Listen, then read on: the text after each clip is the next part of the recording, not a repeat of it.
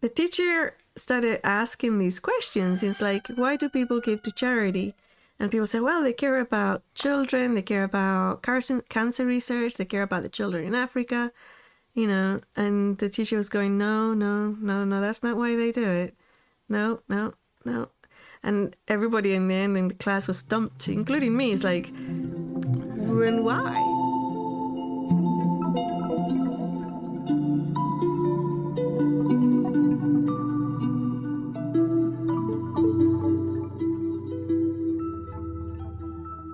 Welcome to another episode of Driving to the Res with your favorite hosts, Larry and Inelia. Good try, him. I didn't try, did I? Yes, today we're going to be talking about self-absorption and the new paradigm. And don't forget that we have a second part to this podcast for our supporters. And you can go to drivingtotheres.com to subscribe, support us, and listen to the second part with our amazing panelists, where we go really in depth about every subject that we cover. Right. We have 3 or 4 shows, Ask Me Anythings, with our panelists so you can get to know them better. Yes. Understand why they are experts. The panelists, yes. So that's well worth it. Give it a look. Mm-hmm. All right.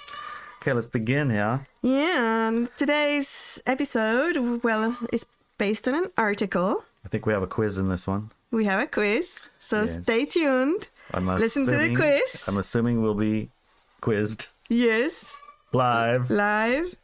and then you can see what your answers are and what does that mean, okay? All right. All right, shall I read a little bit of it? Definitely. Okay. I'm not actually sure if there's anyone on Earth who is not self-absorbed. Anyone with an ego will have some degree of self-absorption. I did a quick internet search on the word self-absorbed, and all the results came back with detailed advice on how to deal with self-obsessed people, how terrible they are, and how you must run away from them if you meet one. It's funny, I Google searched it and all I found was pictures of me. It was nice. It was nice? Yeah. It was all about you, honey. Yeah, honey. Yeah. It was. Just let you know. Oh, that's amazing. Good job, honey. Yes, I fixed my Google. Despite that, I have yet to meet someone who is not at least partially centered on their own self, life, priorities, work, relationship, body, experiences, and the like. So, who are all these articles talking about? I was wondering too, because I thought, like, if everyone is some degree of self-absorbed, then why are we calling it mental illness? And I kind of figured out why. Oh, you did? What do you think? Because if you have a prescribed illness, then you can prescribe a drug. Oh, that's the cat. So, of course, Google's going to say, yeah, no, you could be XYZ. There's this other one and this one and this one, and you probably should go see the doctor. It's ad revenues. Okay, let's have a look and see if that's correct. That's what I'm guessing. Yes. I scratched a little bit more and found out that the words self-centered or absorbed are also used to describe a mental illness where a person no longer sees, perceives, or cares about others at all. In other words, a person who is solely and only centered about their own feelings, thoughts, experiences, body, mind, etc., to the detriment of others. Right, to the detriment of others. In other words, illness is that. Yes. That describe them as narcissistic, egocentric, self-serving, vain, self-indulgent, severely depressed, or conceited. Yeah, we've met people like that, I'm sure.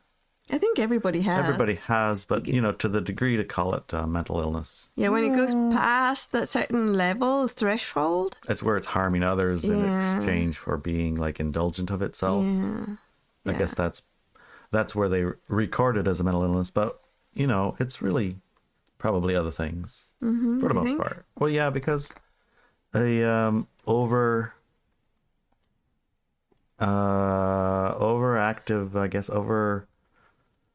stimulated, prioritized ego is something that our society has worked very hard to generate. Indeed. Right.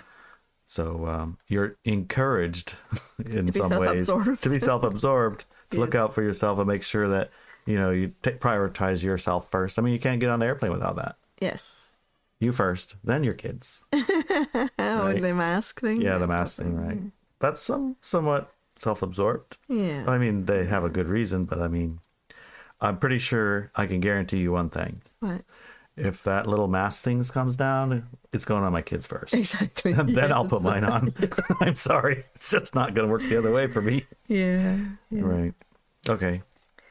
Okay, so although to be fair, there are also plenty of articles and papers describing self-obsession as an individual who will turn any and all conversations to be about themselves without any mention of a mental illness, but just a quirk in their personality. Well, that's another thing we've been taught over time is to repeat back the thing that you heard with yourself in it so that you can make sure that you like hear it properly or that you make the story interesting, or I don't know. You went to a different school than I went to. I don't think that's what they meant when they said that.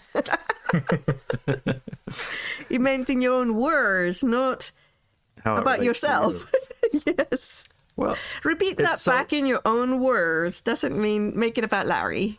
Well, it sure does. No, it doesn't. I just listened and it just said make it about yourself. Okay. I just said that. All right. The way I understand it is that to some degree relating experiences. So, honey, I have a question for you. Matched. It seems to me that you're very much identifying yourself with a self-obsessed person. I don't know. We'll take the test and find out. I'm just saying. Yes. So it seems to me like you're very much identifying yourself with a self-obsessed person. So what kind of person can you live with when you're self-obsessed? I don't know. Huh? I don't know. Someone who isn't? Right. Okay. Good match. What happens if you hook up with somebody who's also self-obsessed? Absorbed? Then you probably have competing absorptions. Yeah. Yeah. What about me's? Yeah. What about me? You're so selfish. You only think about yourself. Totally. Okay. This isn't down on Larry Day, by the way. Just letting you know. Do you turn all conversations to be about you? Yes. Next. Possibly, but maybe not at a conscious level. And probably not exclusively. But perhaps, yes, exclusively. Let's try a test. Are you ready for the test, honey? First of all, that was the first question of the test, right? Yes. And I took the test without knowing I was taking the test. Shall we start again? No, that's okay. Okay. It's fine. It's fine. Yeah, it's a good test. It's a good test. All right, if you're listening to this, measure yourself. Yeah, you can measure yourself, your level of self-absorption by taking this test. It has 11 questions, just to let you know. And try not to, answer in absolutes, but just go with, what comes up. Because honestly, I know how to answer all 11 questions and get the right answer. Right. But that's not what this is about, right? No, and nobody's going to judge you or ask you for your results. Actually, we are. You are. We are. We will. I want you to answer on the comments. Honestly, right? how? Honestly, how many you answered yes to and how many you answered no to. Right. Okay? Okay. So in the comments. That sounds good. Sort of. Well, I mean, we've all experienced it. You have a conversation with someone and everything is spun around to how it relates to them. And if your story isn't that interesting, then it's just a new story all about them. Yeah. I mean, if they have interesting stories, I suppose it's fine. Interesting to you. We'll see how it goes. All right. So on number 1. When someone is talking. Yes. Are you interested in their story, or are you just waiting for a gap in their barrage of words to get in and tell them your experience in a similar situation? Usually, I'm not saying always, because occasionally, like, your stories are pretty interesting, so I'm not trying to think of how my story relates. But usually, people's stories aren't that great, so I'm thinking about my experience of that kind of thing, because my story's better. Yeah. What if I said to you right now, honey, I have a headache? Yeah, I do too. That might seem like a joke, but actually happens every single time. Yeah. Not every single time. Every single time.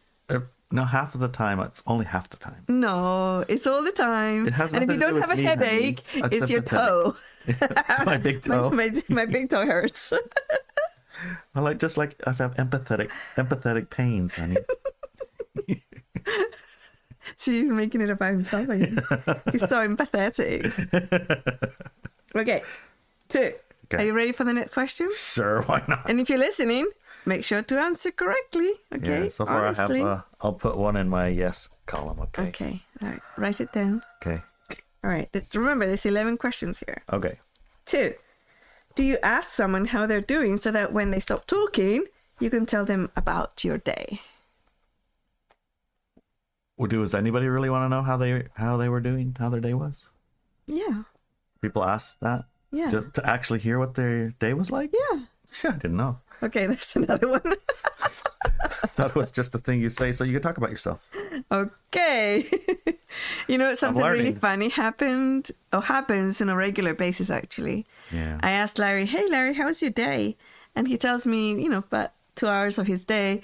And then at some point, he stops, looks at me, like very, very, like focused.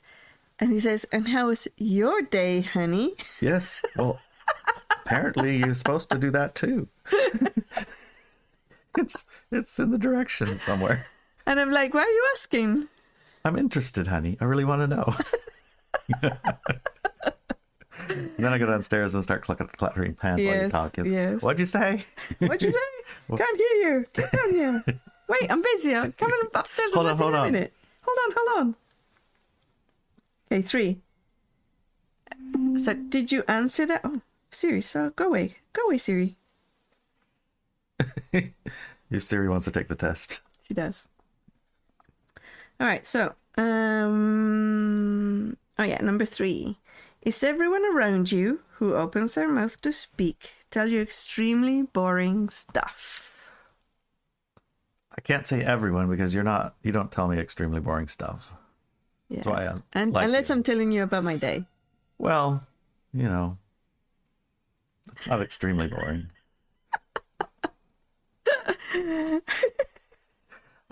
Just boring.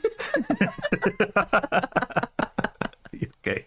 Should that be a yes? Yeah. Okay. I think that goes as a yes. All right. 4.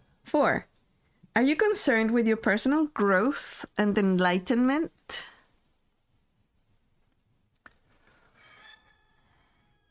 Concerned? What does that mean? Are you focused on it? Are you like putting primarily. attention? If I had to say, was it focused on my personal or everyone's or whatever? So it'd be mostly, I could say with this one, growth? We have a little bit of learning to do. No. The podcast that we're doing, I'll admit it's your idea and I'm doing it, but it's for everyone's growth, but mostly mine. Okay. That's a yes. 1, 2, 3, 4. I'm doing good. Yeah. All right. And some people might think this is a trick question, right? Because it's your, but it does say your personal growth and enlightenment. And I think Larry gave you enough hints here to show you a different path to enlightenment. Okay, number 5. Are you a lone wolf? Yeah. I love to be a lone wolf somewhere and say, geez, it'd be nice if somebody was here to share it with, but I didn't bring anybody, so. 5. Okay, 6. Did you try the whole service for others gig and found it to be BS and figured you had to take care of numero uno first? Oh, yeah, definitely. Yeah? Mm-hmm. Yeah, because the other one, it would just turn you into a soggy pile of turds, I guess. Oh my God. You have a given until you can't give no more. And then you have to give some more anyway. And then you do some more, and then you do some more. And somehow at the end of that, you're supposed to feel like, great, but most everybody blamed you for everything that you did to help them. So, this ain't working. Oh, that feels like a very detailed description of your experience. Do you have an example? Oh, well, one of the things I tried to do in fishing was start a fishing co-op. And the reason for the co-op was so that everyone in the village could enjoy the same kind of benefits I was getting from marketing my fish to better buyers. Yeah, and we're talking about the Macau reservation here. Yeah, and part of the problem was the way that the leases and things were set up for the dock. If you try to sell your own fish, you had to beg, borrow, and steal in order to get your fish off your boat or get ice on your boat. They would just would not let you get ice. They wouldn't let you unload. And you couldn't use a forklift. You couldn't have a tow, and you couldn't, for any price, do it besides leaving your own reservation, driving your boat 12 hours one way. When, you know, it's like, as a tribe, we own a dock, and you can't even use it. Yeah. So I thought if we start a co-op, everyone would have access, and everyone would be, like, able to take advantage of that process. But it turned out I ended up generating a something like about a 90-hour-a-week work job that paid $0. Oh, no. For about 5 years or 4. Oh, my gosh. So it kind of made my income go from, like, maybe middle Tier 3, middle whatever now, like 300,000 or 400,000 a year to literally 10 or 15,000. Wow. It dropped it that much because I was at work doing co-op all dang time. You couldn't even leave it for 5 seconds. Yeah. Yeah, and at the end of it, I got accused of stealing all the money, which I thought was pretty funny since You hadn't gotten I hadn't paid. gotten paid. It's like, oh, that was a good job of me. Stealing all the money for $0, and you know, the tribe took it all back, and everyone was in an uproar and fired me, which is like, Thank God. thank you. Okay, yes, this is actually working out in my favor. Thank you. I didn't know how to quit this job. Now I know.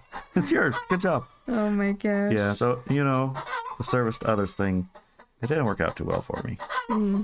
But I did learn, you know, service to others. It's not the greatest path. Okay, now 6 is a yes then. Okay, yeah. 7. Okay, 7. Do you feel lonely anytime? Do I feel lonely anytime? Yeah. It's hard to feel lonely when you got Facebook and YouTube, you know? If there wasn't no Facebook or YouTube, probably. But then I got 7 dogs, so that's kind of hard to feel lonely. Yeah. So I guess I could say no. Okay. I got one. One. And no phone. Not lonely. Not lonely. I used to be. Yeah? You did? Yeah. Oh. But you had like 20 dogs and 4 kids and No, wife. I only had 1 or 2 dogs. Yeah. And how many cats? This one. But you had kids and wife and friends. Yeah, but you know, if you spend the life of a fisherman, you're not home that much. Oh, okay. And your deckhands were not company? Well, when you're the captain of the crew have different lives. Okay. It's not like you don't hang out with them, because I did, but there was still a relationship difference, you know. Okay. So I was a little lonely, yeah. That was one of the reasons I was concerned about my enlightenment journey. Okay. That kept me not lonely. Okay. Lots of books to read. So it was a yes, but not no more, honey. Okay. Got it. I mean, look around you. How could you be lonely with all these? I know. Everything's. All right.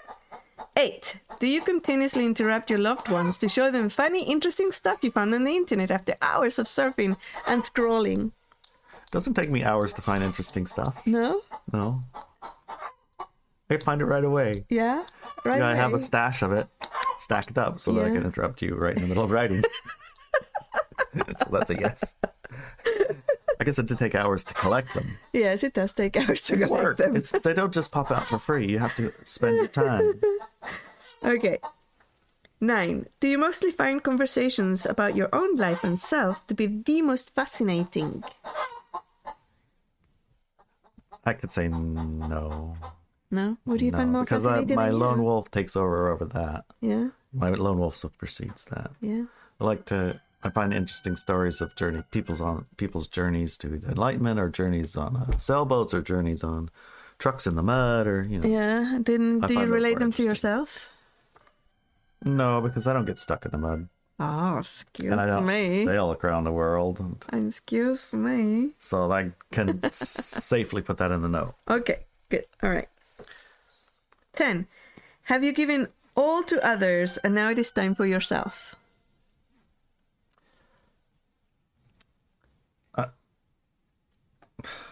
I don't even know how to answer that. No? No. No? You don't know how to answer it? No. You don't even know what it means? Okay, it's a no. It's that's a no. Okay. All right. 11. This is the last question. Are you ready for it? Okay. Do you believe that your 9-to-5 job has to be fulfilling, satisfying, and something you feel passionate about? And by 9 to 5, it means the way that you earn your living. No, I don't. No. I think. What does it have to do? Provide income. Provide income. Yeah. Period. Yeah, that's its purpose. Okay. Good. All right. And I mean, if I enjoy it, okay, fine. I like it. Yeah. But sometimes you got to dig the dirt in order to get the thing buried. It's just the lot of the man. Okay. Pack the wood, chop it up, put it in the fire, light the fire, enjoy the heat, share the heat. Yeah, so, All right. I could say no. You can say no to that one. Very good. I have heard that you should, and there was a time I carried that for a long time. You did? Yeah. But, it turned out, in my experience, like this most exciting, best thing that ever happened in the whole wide world, that didn't, persist. Right. It became then it was the normal, and anything that wasn't that was terrible. And I mean, now we're at a place where, geez, we need to have unicorns flying around. And Sasquatch is sitting down for lunch with a sandwich. Yes. And they brought their own toaster and their own mayonnaise and their own elk, whatever they're eating. And they cooked it too in order for it to be okay. Well, that's enough. All right. Right. Bar just keeps going. Yeah. So yeah, we'll say no. Does I say no? Yes. Yeah. Yes, I said no. Okay. How many? 5, 6, 7, 8, 9, 10. Oh, I have one more in the no. Okay. So how many did you get? I have 5, 6, 7 yes. 7 yes. And 4 no. And 4 no's. Okay. So you're not 100% self-obsessed. Self-absorbed. Self-absorbed. Or I'm obsessed. 70-ish% self-absorbed. Just I call that a healthy amount. All right. Otherwise, Of course you would, Dudley. A reasonably healthy amount. Well, that's not actually true, but... I was born in the time where the sun said you should be self-absorbed. Yes. And, I worked very hard to maintain that. You did. It's not an easy thing. We have to actually also qualify that by saying that Larry's actually a Leo. So for a Leo, it's actually a very low percentage. Of self-absorption. Of self-absorption, yeah. Yeah, because I should be... And if you're a Leo, you understand. I'm a little bit of an underachiever because I have some cancer there. It's cuspy, Yeah. So that kind of moderates my... A little bit. Full-blown... Leoness. Leonine. All right. 11 questions that will indicate how self-absorbed you are. If you got 11 to be yes, then you're 100% self-absorbed. Yeah. 9 questions is 90-something%, etc. Yeah. Like all questionnaires, the percentages are nonsensical and limited to the questionnaire and not really translatable to real life. Well, in some cases. However, the list does give a reasonable indication of where you are with regards to self-absorption. Let's take a look to see what this means when it comes to being a high-frequency being constructing the new paradigm. Yeah, how does this even relate to that? High frequency or low frequency or whatever. The new paradigm does not really create itself with self-absorption. What does that even mean? Because, in other words, it is not compatible with self-absorbed programs you may be running. Here's a little story. Oh, I think I'm starting to understand. Okay, tell me. Okay. I'm going to tell a little story to illustrate what I mean. Okay, before you tell your story, can I tell my story? Sure. Because, Sure. Because it's about you, honey, yes. Because... Tell me your story, babe. Okay, I didn't wait for you to tell your story. No. And not listen to it so I could tell mine. No. I waited. None. Just interrupted me to tell your story. Don't forget your story, though. I won't. Because I have it written down. I really want to hear it. Okay. I'm sure you do. Okay, go for it. I was going to say, when I was proofreading this article, I had a really hard time understanding it. Some of these sentences just didn't make any sense to me. Okay. And this was one of them, so please help us. It's like, what is she saying here? Okay. The shaman shack outdoor walls needed painting. I grabbed a can of paint, a brush, a roller, found a wall that was in the shade, and started painting. The reason that you found a wall in the shade was... to take care of my body. I can't be in the sun. I'm allergic to it. After about an hour and a good percentage of the wall painted, one of the contractors walked past me. He stopped and said, "Wow, you must love painting." "Why do you say that?" I asked. "Because you do it so well. That's the best paint job I've seen in years. You must be very passionate about it and love doing it." I felt into myself and found that, in fact, I did not like painting walls at all. What? Yeah. "No," I answered. "I don't like it at all." "Why are you doing it then?" he asks. "Because it needs doing. But now that I found out I don't like doing it, I'm going to stop." I handed him the brushes and walked away. I'm sure he was happy for that. Without the awareness that I need to like something to do it well or at all, there was no discomfort or question about painting the walls that needed painting. Once he made it about me, and why the only reason to do it was that I needed to like it, I wasn't able to do it anymore. If I continued, then the energies of martyrdom, frustration, and anger would enter my field of emotional body. As I walked away, he walked to the wall and started painting. Later on, I checked the work, and it was so bad it had to be done again. By him. I told him, "You don't have to like something to do it well. I believe in you. You've got this." I made it about him. He fixed the painting and did it well. This little story is here to illustrate how a culture and society of self-absorbed individuals is created, and how they are manipulated into doing things they don't want to do. Have you ever heard someone say, "Do what brings you joy and passion"? Yeah, seems fine to me. The likelihood that a person could find very good work if they never had that requirement that external items were needed for their happiness. Happiness is an emotion, and emotions are fleeting. If we look at work, that is something geared for satisfaction of and happiness of the group you belong to, including yourself, and not something that needs to satisfy you and only you, the world opens up with possibilities. It is true, but the corollary then that do something that you absolutely abhor, that's all equally untrue. Oh, yeah, then you're going to martyrdom and the other things that I mentioned, right? Right. Yeah. So, you don't have to do abhorrent things to make money just so you can make money. No. Unless the money is more important and gives you more satisfaction, then go ahead. No. No. No.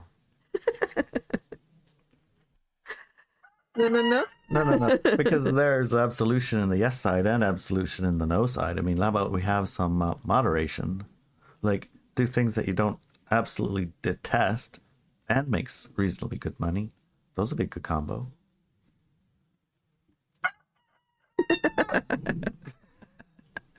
That's like, can we answer in the middle between yes and no? I don't think that's going to work. I think that you need to add value more than just it's making money to whatever it is that you're doing. Add value to what you're doing that's above and beyond your own self-gratification. Yeah. Not base everything on your own self-gratification. Yeah. Okay, so when you say it that way, then it does make sense to me. Because even if you're full of self-gratification on a something that's fleeting, that's going to stop at some point. Yeah. And if you don't have larger reasons for doing it, you're going to start failing. Yeah, and it's sometimes... So I have a short example of a little movie I just watched. It's a little, something called, it's like A Red Dot on the Ocean, I think is the name of the movie. Okay. And it's about this 20-something young man who bought he went to volunteer at this sailing place where it took handicapped people for sails. And his job was maintaining the boats, painting them and whatever. And they would supply the money for the endeavor by selling boats that were donated. And then the money from the donations would pay for the good sailboat that would like take the handicapped people for rides and stuff. So his job was basically fixing these broken boats. Okay. Which he kind of liked because he had a super hyper ADHD kind of type mindset, and without things happening, and it didn't care if it was good things or bad things. It's like painting the bottom, whatever. It didn't matter. He needed to be doing, or else he would go like crazy and do bad stuff. Yeah. So it was like his way of staying his butt out of prison, because he went to prison. He went to cell 13. His friend showed up in cell 13, and they were on bed 1 and 5. And then they got out, and 3 months later, he went back. He was in the same freaking cell, and the same freaking bed. And then a couple days later, his friend showed back up, and he got assigned to the same freaking bed he was in before, too. And it was like, what's happening here? This isn't good. No. We're going to spend all of our life sitting here, and this is a boring life. Because you can imagine how that is. ADHD and stuck in a jail cell. Wow. Yeah. Destructive. So he started trying to make it a bit more about not just him. And that was his trying the service about others thing. And it did exhaust him a little bit. So he needed a bigger challenge. So he said, how about I sail from here all the way around North America, across through the Drake, the ice place, across the north part of Alaska when it's not icy, and then down the Bering Sea, and down the coast of Washington, and down the coast of Panama, down the coast of Chile. How did he get his boat across the top of the continent? He had to navigate the Northwest Passage in an ice-free, when it's ice-free in the summer at a certain time. There's periods. I didn't know there was a passage up there. Only sometimes it's open, but it's full of ice and icebergs and all that other stuff. And he's only on a 27-foot boat. Okay, yeah, that's not that all the way over there, all the way down the south coast, or the west of the coast of South America, Chile, and around that place that you went, Cape Horn, and then all the way back up, and then to where he started, and he wanted to do it by himself, and not ever touching land on the way back there. Wow. All the way. Very big challenge, right? Like, that's a massive challenge. Massive challenge. And he wanted to do it to raise money for a foundation, Wow. So he got sponsors and things. Yeah. But his boat, he hadn't actually sailed it till the day he took off. Oh my God. And he wasn't super good at it, but good enough. Did he do it? He managed to make it, yeah. Okay. And when he got back at the other end, he was kind of one of those anti-heroes, because he just spent 300 and some days by himself on a sailboat, doing something that's ostensibly about other people. But when he landed, his boat looks like crap. Everything on there that could be broken, it's broken. And his needs a haircut, clearly. And he's a bit thin. And he was just the same guy as left, Yeah. It was like, now what? And he said, well, now what? Well, now I think I'll go get a haircut. Is that it? That was it. Okay. Yeah. But since then, he started a new foundation, a new nonprofit where he's doing ocean research, and it has a nonprofit aspect to it, and it's got a nice big giant sailboat that's really, really pretty, and he's doing research on oceans, so he has an excuse to be on the ocean going, and it's a bigger boat, so he has lots of people with him who also have jobs who get paid by it. So he made it a bit bigger, right? So he did learn something, I thought. Okay. He was the ultimate in self-absorbed to start, and he's went to the middle ground. I think he went a little past the middle ground into less about himself. Self-absorption. Yeah. I think you're right. He did a pretty good job of it. Yeah. It's just I'm saying that it's possible. Even the most self-absorbed of us can learn to turn that knob right.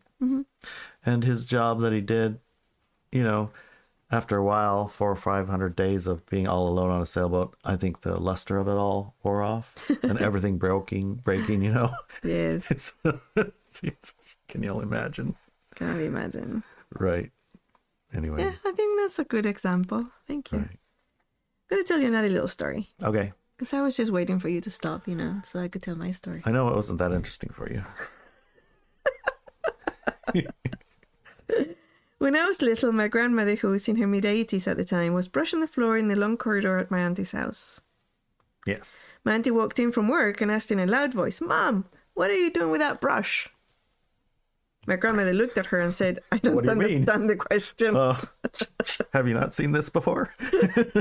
Sweet, clean, clean. My auntie went into a lecture about how my grandmother's welfare and well-being was more important than the floor and that she should stop immediately and sit and rest. That my grandmother had done enough work in her life already. In other words, my auntie was making the situation about herself, her own feelings, to keep a clean house. She felt bad that my grandmother was cleaning the floor. Oh, so you don't think she was cared about her grandmother? Her mother? Yeah, her mother. She was more cared about how it made her feel that her grandma would be sweeping. Yeah. Okay. Yeah, because of what she said later on. Okay. You know? The sad part of this story is that my grandmother did sit down to make her daughter happy and never got up again. My auntie, years later, told me that her biggest mistake in life had been to tell her mother she was not to do work anymore, that her mother had lost her will to live after that had gotten sick after that. Yeah. And she did actually mention that she hadn't thought it through. She was more concerned about how she felt, that she was be able to give her mother rest and a nice chair, Yeah, it's a little bit. It's kind of like that's one of the things.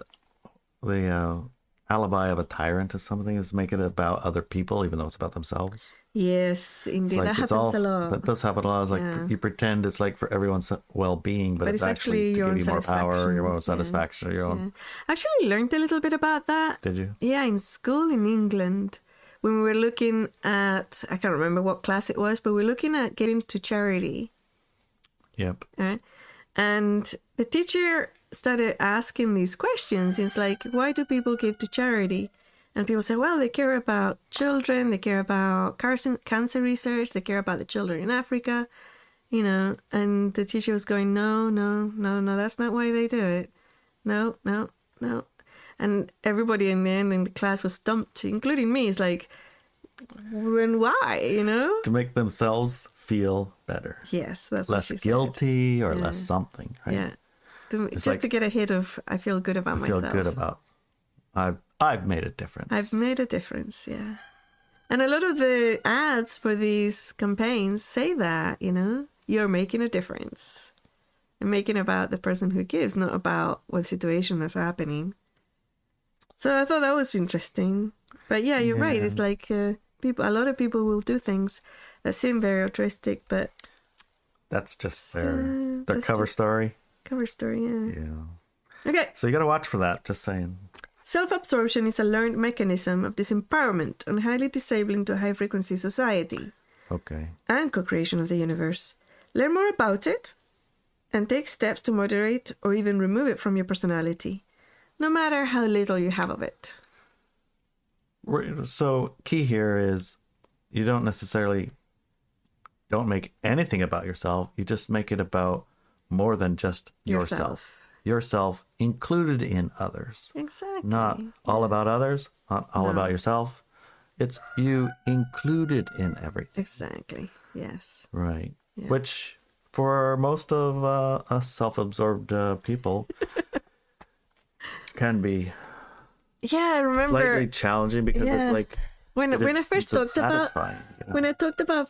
about the charity thing many years ago. Yeah. Somebody said to me, because it's also like a debt, you're creating debt and stuff when you give things for free and whatever. So they were saying, oh no, I give to my charity and I work at my charity every week and I give them 20 hours. And so am I creating a debt here? So I said, where's your charity? It's in my neighborhood. Does it make your neighborhood better for you and all your neighbors? Yes. Then no, because it includes you. You're part of it.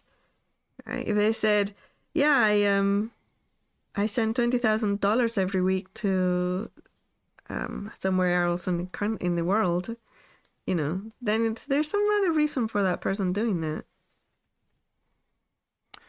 So it's like there's selfish. That's like on the yes side. There's selfless. That's like the other extreme.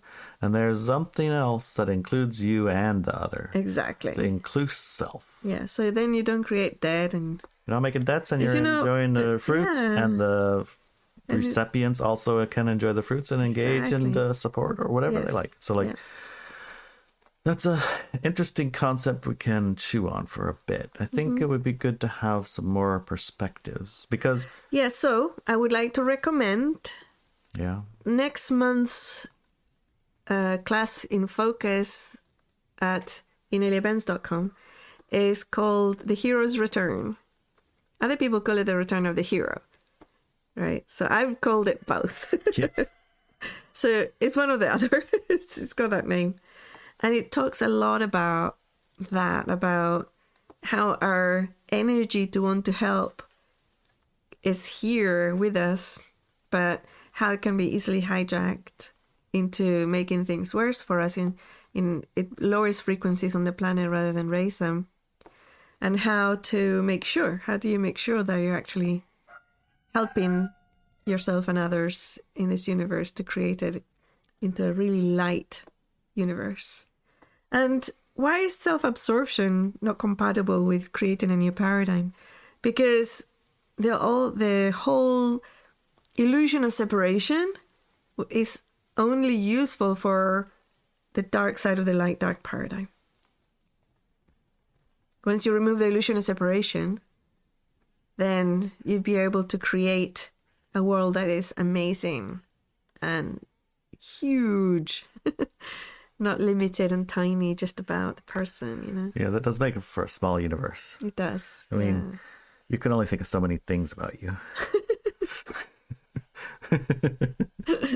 Yeah. Yeah. So how about we join our panel? Yes, let's see what our panel have to think about this. It. Yes. I'm curious. Me too. I want to see how they pass this test. Yes. I'm sure they're going to outshine me because it's about me. It's all about Larry. Yeah. Yes. Let's see how I compare. Yes, let's see how you compare, honey. Okay. See ya. See you next. See you in a few minutes. Yes. Yeah. Love you. I love you too, darling.